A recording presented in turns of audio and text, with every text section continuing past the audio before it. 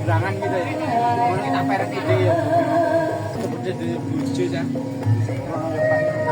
Sing tes ben maco.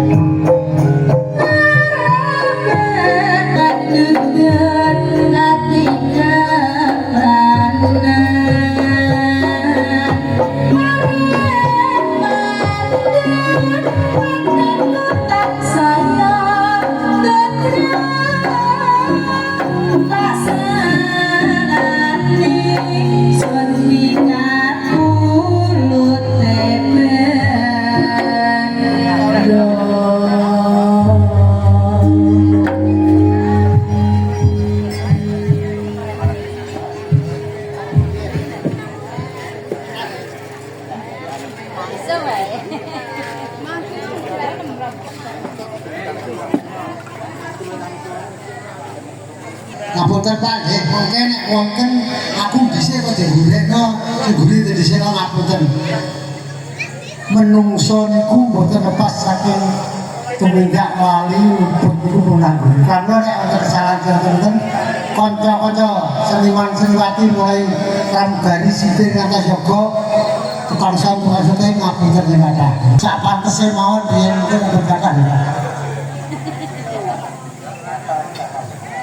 Titipan waro-waro jembatan panjenenganipun Bapak Sukadi kalian Ibu Santi setunggal Mirawati saking Bantar kalih katerima saking Parengan kadukung sound system kawisote Galaxy Mijil saking Tanggulaning Montong punenget-enget Sabtu wage malam minggu kliwon wonten dalemipun Bapak Sukadi Ibu Sati Jateng Cilik.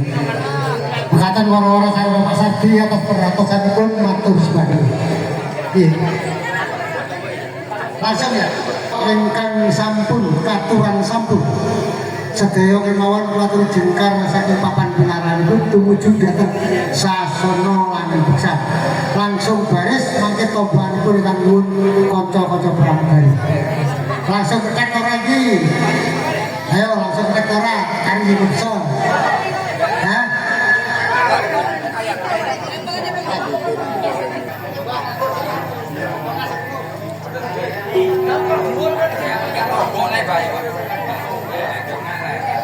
Ayo. Soalnya umumnya kecamatan Benapakan ini panen jagung wae rubat kalau malahan gitu. Wah, kita minum hijau juga ya. 10 tenggor. Jiwa